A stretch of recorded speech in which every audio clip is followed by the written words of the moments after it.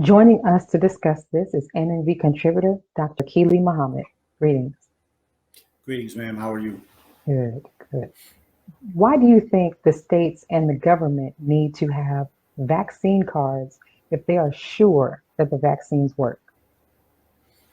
Yeah, that's an interesting question because for those who may not know, the Pfizer and the Moderna vaccine have never guaranteed against people transmitting nor catching the coronavirus. So it's interesting to me that we would have a vaccine passport when there isn't a place that people are comfortable with the vaccines in that we have the ability to stop wearing masks, stop social distancing, and the threat of this the threat of this infection passing from person to person has not decreased as we have seen a rise in the numbers recently. And so I think it's interesting for those reasons in that if you're going to delineate a person who has been vaccinated from one that hasn't, and then start to make restrictions on the person who has not been vaccinated, what is that based on? Because it's definitely not based on whether or not the person has the ability to pass on an infection or not. Right. Now, on a state level, we see that there's a difference between California, Texas, and New York. What are your thoughts on that? Well, I think it's interesting, right? Because a lot of people talk about these three states as being the leaders in certain things. Like when typically you have any type of healthcare related mandates that spread across this country, a lot of times they start in New York and California. I won't say they always are the leaders, but typically New York or California tend to be the leaders in some of these national projects when it comes to healthcare. And then over the years, Texas has been one of those type of states that always shows its independence and kind of is that like standalone, kind of rebellious type state in a lot of different situations over the years. And so when we look at the governor of Texas, who made a statement that there weren't going to be any mandates, there weren't going to be any forcing of anything, whereas California and New York are both talking about what it would look like to have a vaccine passport, or even if it's just similar to your little tracking that you have, or I should say the little the screenshot that you take when you're going on an airplane.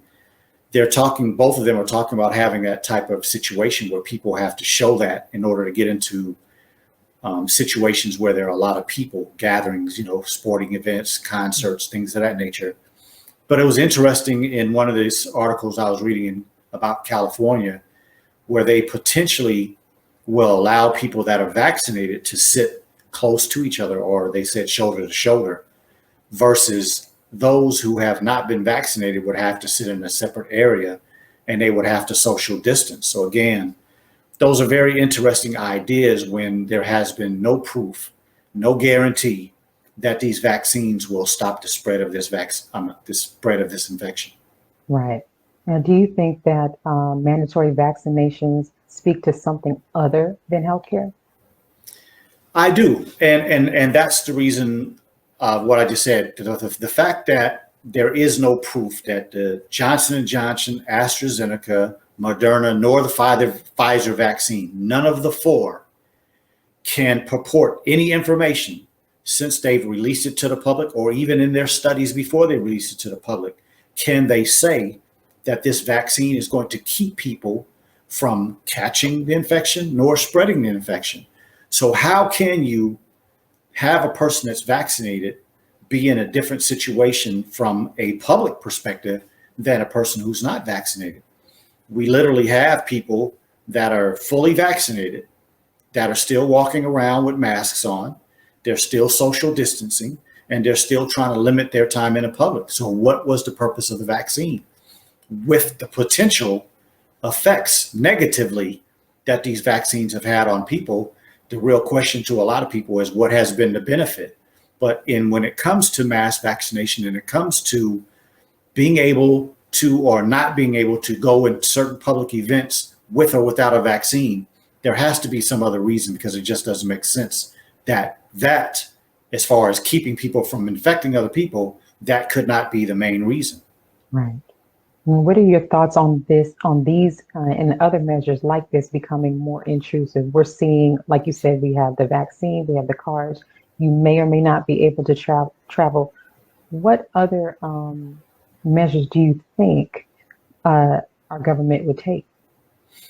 Yeah, that's another very interesting question. And I would say, the statement that the governor of Texas produced, in it, he discussed not having certain organizations enforce on people that they would have to have the vaccine in order to get some of the typical, I would say, needs filled like they typically do. So he didn't go in specifics, but the way I read it, I was thinking housing, food stamps, typical medical care, things of that nature. He made a statement that there wouldn't be a force against people who didn't have a vaccine. It would be their choice whether they did or they didn't. But the fact that he mentioned it, there have been a lot of conversations, of course, since this pandemic has started.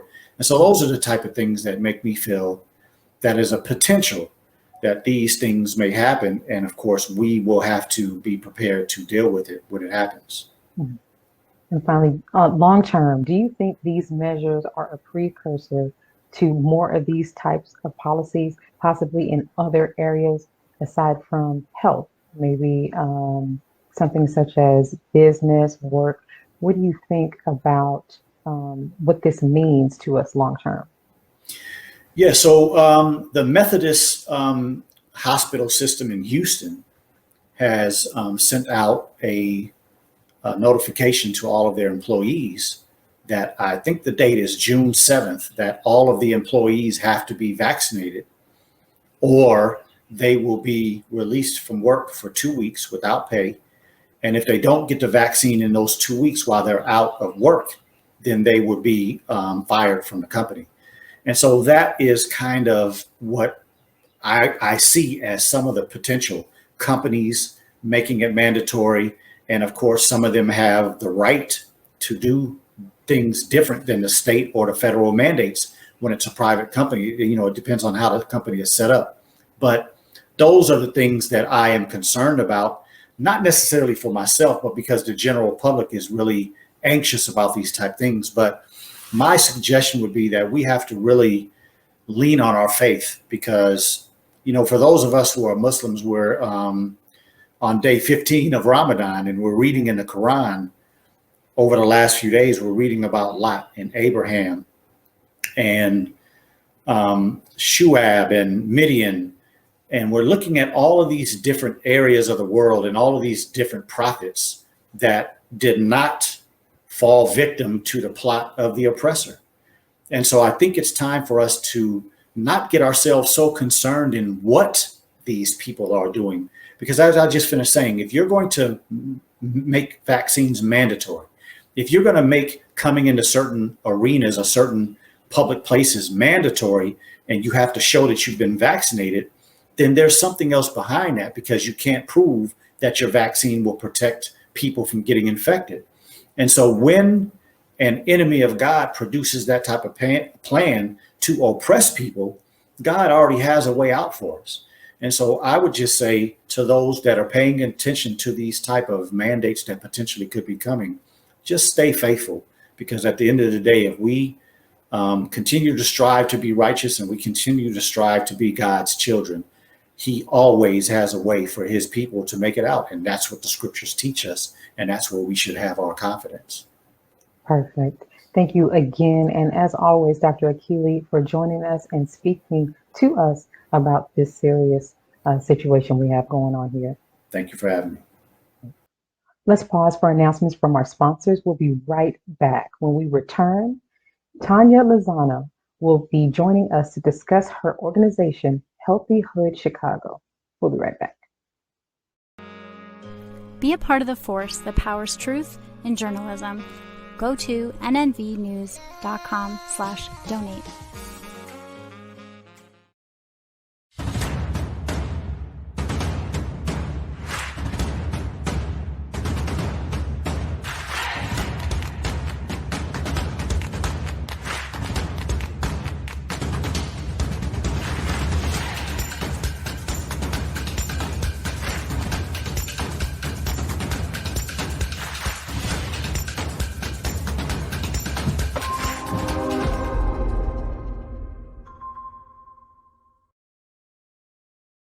Worldwide, 24 hours a day, 7 days a week. Download the Final Call Radio app and take us everywhere. On your phone, on your computer, on your tablet, on Instagram, Facebook, and Twitter. You can also log on to finalcall.com and click the Listen Live button, or finalcallradio.com. Final Call Radio, the official voice of the Honorable Minister Louis Farrakhan and the Nation of Islam. Please share your thoughts with us in the comment section below. Follow us on social media at NNV News, and please subscribe to our YouTube channel at National Network View. I am Anissa Muhammad with NNVnews.com.